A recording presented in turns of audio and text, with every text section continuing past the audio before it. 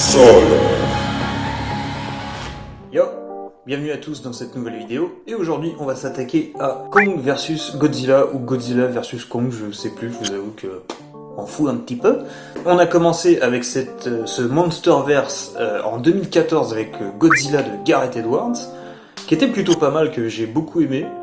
Il y avait vraiment une ambiance de fin du monde vraiment top, il y avait quelques visuels qui me sont restés en tête, notamment la superbe scène où les militaires se jettent en parachute à travers le ciel qui est rouge flamboyant, tellement c'est la merde en dessous, parce qu'il y a, il y a Godzilla qui est en train de se battre avec les mutos, et il y a vraiment cette ambiance de fin du monde apocalyptique avec cette musique qui prend au trip, quoi. Je me demande même si c'est pas une musique qui est tirée de 2001 de l'Odyssée de l'espace. En tout cas, ça y ressemble vachement. C'est cette ambiance dramatique quand ils sont face au monolithe. Il y a un truc qui prend au trip. À la fin de ce film, on nous avait teasé qu'il y aurait peut-être un affrontement avec le gros singe, Kong. Et donc on a ensuite eu Kong Skull Island, qui était très très bizarre comme film. Je peux pas dire que j'ai pas aimé, mais je peux pas dire que j'ai été fan non plus. C'est-à-dire que visuellement le film est très très beau. Il y a des plans vraiment magnifiques, il y a des couleurs, des contrastes de couleurs qui étaient vraiment super top. C'était vraiment beau, recherché, travaillé. Mais il y avait un côté bizarre au film, c'est-à-dire que on savait pas si ça se prenait au sérieux ou pas. Il y avait tout un délire avec le personnage de John C. Reilly, qui était là pour détendre un peu l'atmosphère, mais qui faisait des blagues qui n'étaient pas vraiment bienvenues dans l'histoire. Ça restait quand même un truc grave, quoi. Mais il y avait un petit côté bizarre. Je me souviens d'un mec qui veut se sacrifier pour sauver ses amis, et au final ça tourne limite à la blague, parce que il prend des grenades et il veut se laisser bouffer par le monstre pour l'exploser de l'intérieur, et le monstre le regarde, fait un 360, lui met un coup de queue dans la tronche, et le mec part s'exploser littéralement, parce que les grenades explosent sur la montagne. Et on aurait pu rajouter un et que ça aurait collé nickel, quoi. Je sais pas, c'était super bizarre. Donc esthétiquement il était très très beau, mais il y avait un truc particulier à ce film là, et j'avoue que j'ai pas trop compris. Après il se laisse regarder, il est sympa. Et donc on arrive au troisième volet, qui était Godzilla 2 King of Monsters, qui, alors, j'ai pas aimé. Je suis allé le voir en salle, j'ai pas aimé le film. Il faut reconnaître que les effets spéciaux étaient dingues, la destruction elle était cataclysmique. On a rarement vu ça dans un film de kaiju, donc les monstres géants. Là vraiment, on a vraiment l'impression que c'est terminé, quoi. Les monstres détruisent tout sur leur passage, et il y avait un sentiment de gigantisme et de cataclysme rarement atteint. Ça par contre c'était top. Mais le film s'embourbait, je trouve. En fait, s'il y en avait trop, on se tapait Godzilla, on se tapait Ghidorah, après il y avait Rodan, après il y avait Mothra, après il y avait les 14 autres là, les 14 autres titans qui déboulent, et puis au milieu de tout ça, il y a des humains qui sont pas intéressants. Avec ce plan sur Madison, la gamine qui est jouée par celle de Stranger Things, qui a ce plan où elle croit que c'est la fin du monde et que plus personne va la sauver, et à ce moment-là il y a Godzilla qui arrive et elle se retourne vers lui genre c'est mon copain. Mais que ce plan, je le déteste, je le vomis, je le dégueule. Il est horrible, il est ridicule, il est tout ce que tu veux, ça a rien à foutre là-dedans, bref. Mais il y avait ce côté grave. Il y avait quasiment plus d'espoir dans ce film. C'était apocalyptique, voilà. Ça, par contre, c'était dingue. Mais en soi, le film, il racontait pas grand-chose, et à part les effets spéciaux qui étaient ouf, voilà, ça m'a laissé. J'ai eu une overdose. Je suis sorti de la salle, je l'ai revu juste avant de voir celui-ci, et il est mieux passé que la première fois, mais en soi, c'était pas foufou, quoi. Et donc, on va s'attaquer au film qui nous intéresse, maintenant qu'on a fait un petit peu ce petit historique. Kong versus Godzilla ou Godzilla versus Kong, on s'en fout. Il me semble qu'il est sorti en salle aux États-Unis, il fait des records de dingue apparemment. Il me semble que j'ai vu quelque part qu'il avait battu les entrées de Tenet. Ça, franchement, quand t'es un film de l'ambition de Tenet et que tu te fais détrôner par un gorille et un lézard, c'est que ton film, Christopher, il pue un peu la merde, je pense. Hein. Fils de pute. Cela étant dit, nous, on n'a pas eu le droit au retour en salle parce que nos salles sont toujours fermées. Et donc, du coup, SVOD pour les Français. Et donc, qu'est-ce que donne ce Godzilla versus Kong ? Je crois que je l'ai dit à l'endroit. Oh putain. Alors, très vite fait, le scénario, si on peut appeler ça un scénario. Bon, hein, vous avez déjà à peu près compris ce que je pense du film. Quelques années après Godzilla King of Monsters, le gros reptile japonais qui revient et qui commence à attaquer des centres d'une compagnie qui s'appelle Apex, dirigée par méchant de base Lambda, incarné par Damien Bichir. On retrouve également dans les protagonistes, je sais plus comment il s'appelle cet acteur, celui qui joue dans Drôle de Journal, là, je sais pas quoi là. Qui jouait dans Super 8 aussi et qui joue dans le précédent Godzilla, le père de la petite gamine du Godzilla King of Monsters. La gamine Madison qui est de retour dans cet épisode, et si elle ne brillait pas dans le 2, dans celui-ci, au secours, c'est une catastrophe. Elle suit un groupe elle fait partie d'un groupe de complotistes, un mec qui a une radio pirate, il parle des hommes reptiles, les reptiliens là, les Illuminati, tout ça, voilà. Donc elle est à fond dedans, elle croit que, je sais pas, on s'en fout. On bat les couilles, frère. Ça n'intéresse personne, je me souviens même pas pourquoi elle se retrouve embringuée là-dedans. Donc pendant que Godzilla, il défonce tout et que le gouvernement, ils vont chercher Kong pour le calmer un peu parce que il reste que sur Terre, je crois. Il me semble que dans le générique du début, on te montre que ils ont défoncé tous les titans sur Terre. Alors Godzilla, d'accord, mais Kong, apparemment, il aurait défoncé des titans aussi. Ok, si tu veux. Pourquoi ils se sont pas battus avec Godzilla alors avant? Donc en gros, on va se diriger vers un affrontement entre le gros lézard et le gros babouin et le gros gorille. Donc alors, après nous avoir présenté Godzilla comme le sauveur de l'humanité, je peux appeler ça comme ça, et Kong comme une bébête qu'il faut laisser tranquille sur son île, au final, le film prend le pari de nous mettre du côté de Kong, parce que déjà Godzilla a eu deux films à lui tout seul, et surtout Godzilla, il est censé représenter en fait la nature et le résultat des péchés de l'homme. Donc du coup, le gorille, qui a une apparence beaucoup plus humaine, simiesque, du coup, va représenter notre animalité. Donc, on va plutôt s'attarder sur Kong, plutôt que sur Godzilla, qui a déjà eu 2 films, comme j'ai déjà dit. On va tenter de l'humaniser comment? En le faisant signer. C'est-à-dire qu'il a un échange avec une petite gamine qui est sourde, et en fait qui utilise la langue des signes, comme quand il dit maison. Donc voilà, on se rend compte que là, c'est pas juste une bébête débile, et elle a des sentiments, elle réfléchit, tout ça. Donc on s'attache un peu à Kong. Un peu. On suit plusieurs scientifiques, donc une équipe qui est à la recherche de Kong, une équipe qui traque Godzilla, et au final, c'est des persos qui servent à rien. Ils sont inutiles, ils sont creux, ils sont vides, et les seuls sur lesquels on s'attarde vraiment, c'est le trio avec Madison. Au secours. Insupportable. Ils font des blagues de merde pendant tout le film. Le complotiste, là, Bernie, putain, il arrête jamais. Il est là que pour sortir des phases moisies de blagues de merde. L'autre, là, de Stranger Things, elle est transparente. Son pote qui joue dans Deadpool 2, Fire Fist, là. Lui, pareil, ils font un espèce de ping-pong avec le Bernie, là. Mais c'est insupportable, t'as envie de les tarter à chaque fois qu'ils ouvrent leur gueule. C'est débile. Ils sont là, mais ils sont en roue libre pendant tout le film. Les mecs, ils s'introduisent dans des complexes militaires, mais comme quand tu vas à ta boulangerie, quoi. Il n'y a pas de sécurité, il n'y a pas de caméra, il n'y a pas de garde, il n'y a rien, c'est des couloirs vides fluo. Et ils sont là, ils tripatouillent leurs trucs et machin, ils rentrent dans des salles, ils s'enferment dans des trucs, ils prennent un métro maglev du futur. Ah ouais, alors ça, ouais, faut qu'on en parle. Il y a un gros problème de technologie dans ce film. C'est-à-dire que quand tu regardes Godzilla de 2014, que tu regardes Kong Skull Island et que tu regardes King of Monsters, peut-être dans King of Monsters il y a une technologie un petit peu plus développée que nous ce qu'on a à l'heure actuelle, mais un petit peu. Là, dans Kong versus Godzilla, on est dans Star Wars.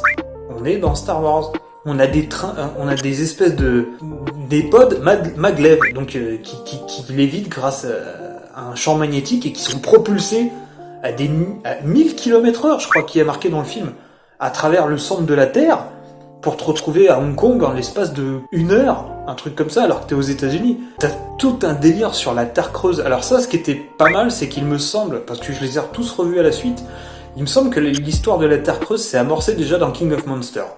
Il me semble qu'ils en parlent déjà. Donc, bon, pourquoi pas, ça fait une bonne continuité.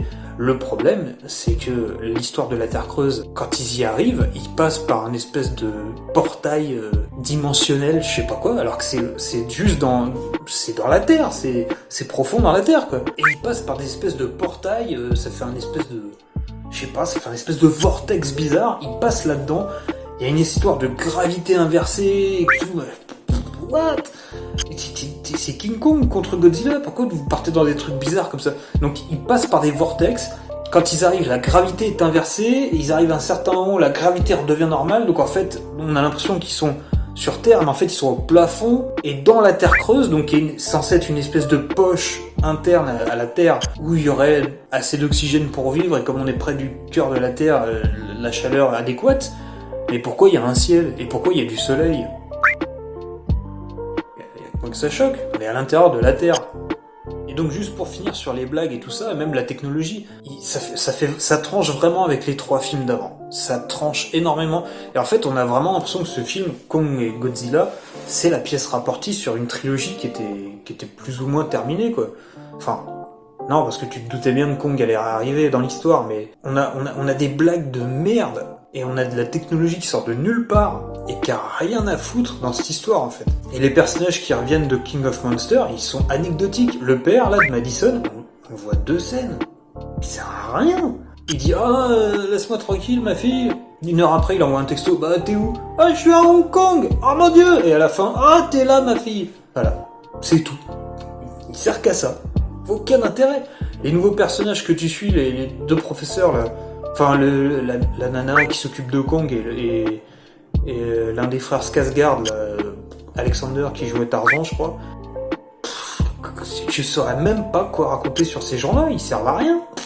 Ils servent à rien. Par contre, vraiment, le seul intérêt du film, c'est ce qu'on voit là derrière, c'est l'affrontement entre les 2 bébêtes. Le film est beau, mais encore une fois, c'est un peu l'effet Skull Island, c'est-à-dire que c'est beau, il y a un problème de ton, il y a un problème de continuité, et ça raconte pas grand-chose au final. Donc esthétiquement c'est beau, mais c'est tout quoi.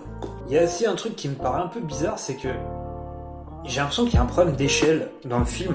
Godzilla pour moi il est ultra grand, et des fois Kong, il me paraît petit. Quand il est sur le bateau, endormi sur le bateau là, il paraît vraiment petit. En fait, on a l'impression qu'il fait la taille du Kong de Peter Jackson. Alors qu'à la fin, ils font la taille de bâtiment, de building, quoi. Alors que le Kong de Peter Jackson, il était en haut d'un building, mais enfin, t'avais le building comme ça, le top, et lui, il était là, toi. Là, la tête du Kong de ce film-là, elle arrive là, tu vois. Mais sur le bateau, on a l'impression qu'il est tout petit. Sur le bateau, il y a un plan qui est absolument génial, où on va avoir un avion qui va partir, la caméra va être positionnée devant le visage du pilote, et en fait on va le voir décoller, mais avec Kong derrière lui, et en fait on va être centré sur le pilote pendant que le paysage défile derrière, et ça fait un plan ultra cool qui va arriver là bientôt. Voilà, celui-là, je le trouve absolument cool. J'étais un peu à moitié endormi pendant le film, et j'ai vu ce plan-là, je fais il est cool ce plan. Et voilà, je voulais vous le montrer parce que j'ai bien aimé. À part ça, on va voir les bastons entre Godzilla et Kong qui sont vraiment bien faites, j'ai envie de dire. Les effets spéciaux sont encore une fois très réussis. Après, j'ai aucun investissement dans ce film, donc les voir s'affronter, c'est sympa, c'est bien fait, mais c'est tout. J'ai pas vraiment d'affect ni sur l'un ni sur l'autre. Donc pourtant, je me suis enquillé 2 films sur Godzilla, rien à foutre, et le Kong Skull Island, rien à foutre. Donc même dans ce film-là, t'as beau le faire signer, t'as beau le faire se lever le matin et se gratter le cul, ça m'en touche une sans bouger l'autre, comme on dit. Alors attention, parce que là on va vraiment partir dans les spoilers, j'en ai besoin pour parler de certaines choses que alors, soit j'ai pas compris, soit c'est carrément ça n'a aucun sens, ce qui est possible aussi. On va parler vraiment de la fin, donc il y a une égalité plus ou moins entre les deux. Je rigole parce qu'il y a Kong, à un moment il nous fait une Martin Riggs dans L'Arme Fatale, c'est-à-dire qu'il se déboîte l'épaule et il va se l'éclater contre... Ça n'a aucun sens. Il va se l'éclater contre un building pour se remettre l'épaule en place, quoi. C'est-à-dire qu'un gorille, alors un gorille qui signe, je veux bien qu'il réfléchisse, d'accord, je veux bien. Que le gorille comprenne que son épaule est déboîtée, qu'il a besoin de se la frapper contre un bâtiment et de se la remettre en place pour que son bras soit de nouveau actif et puis il retourne se taper.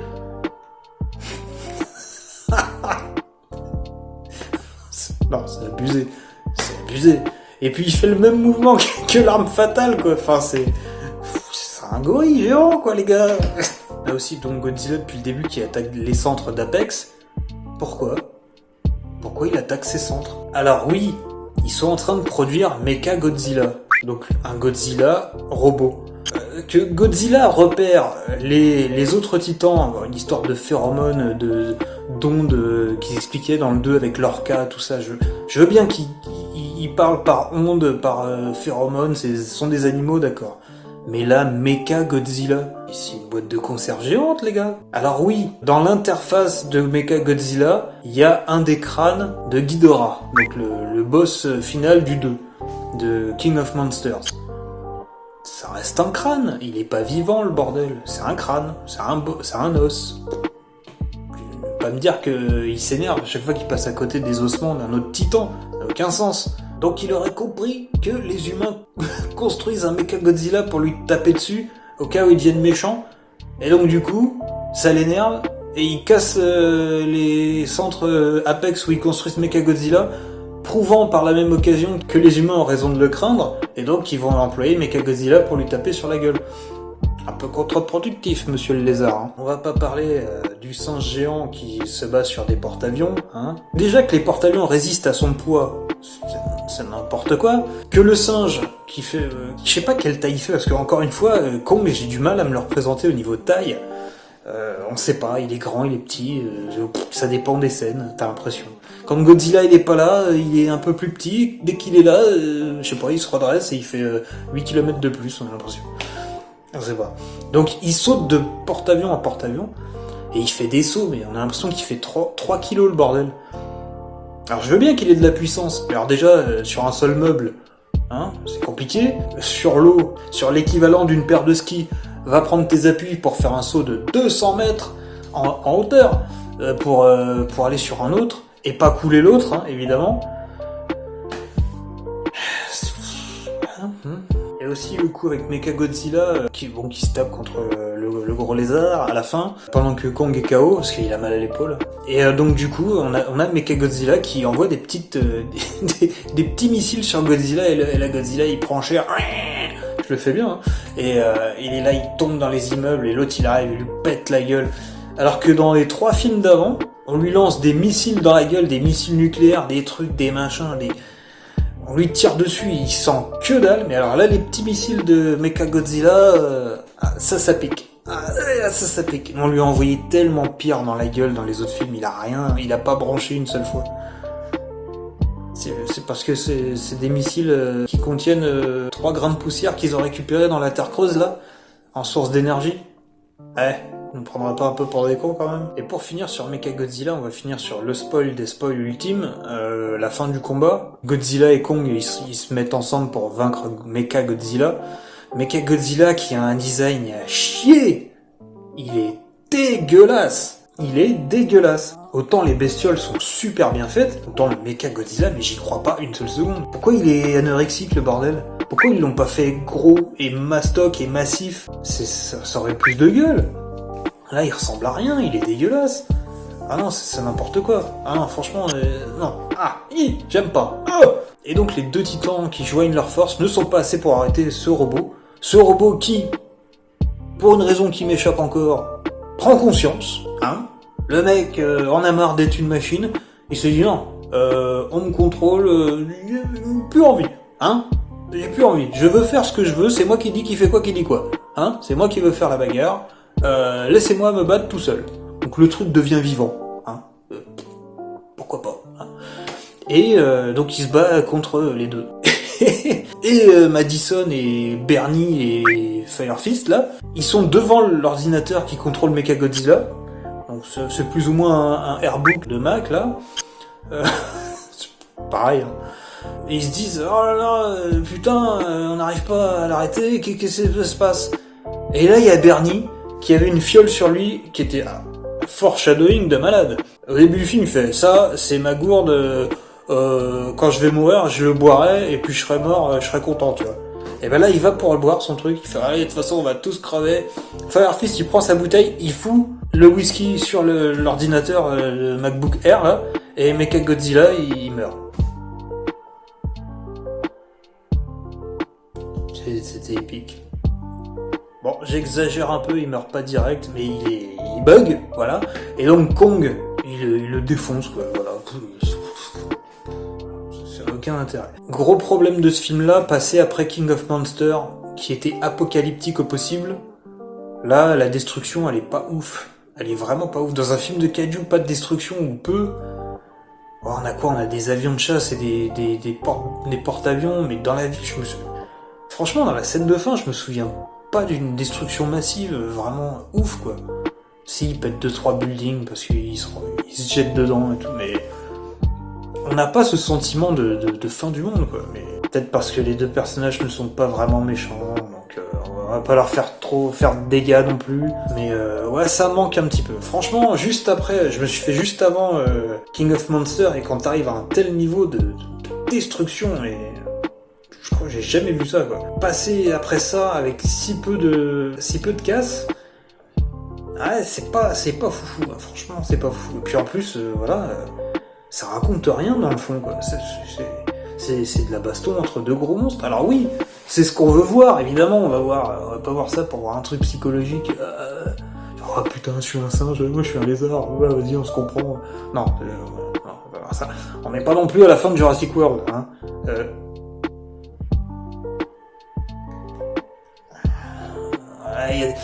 Il faut arrêter d'humaniser les monstres. Il faut arrêter d'humaniser les monstres. Arrêtez. Jurassic World, il est top. Jusqu'à ce que le T-Rex et le Raptor, ils se regardent et limite ils se font « Check ma gueule, merci !» C'est pareil. Il y a un échange de regards à la fin entre eux deux, là.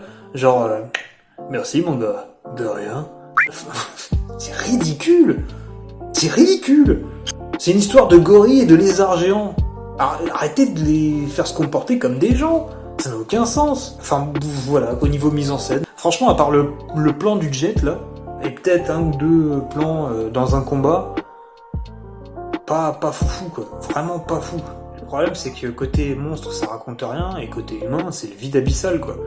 Donc, on y va pour la baston. Et la baston, vraiment, si t'es pas investi, c'est creux, quoi. Ouais, il se tape dessus, puis vraiment, t'es là, Moi, sincèrement, ce film-là, je l'ai regardé en 2 fois. Je l'ai regardé en 2 fois parce que je me suis endormi en plein milieu. Je me suis endormi pendant la scène où ils se battent tous les deux sur les porte-avions. Donc, compliqué, hein. Bref, je crois qu'on a fait le tour, donc je conseille pas spécialement de voir ce film, parce que ça raconte rien, en fait. C'est même pas une bonne conclusion à la saga, parce que... Ouais, le premier était bien. Skull Island, bon, pour moi c'était un peu un spin-off. King of Monsters, j'ai vraiment pas aimé.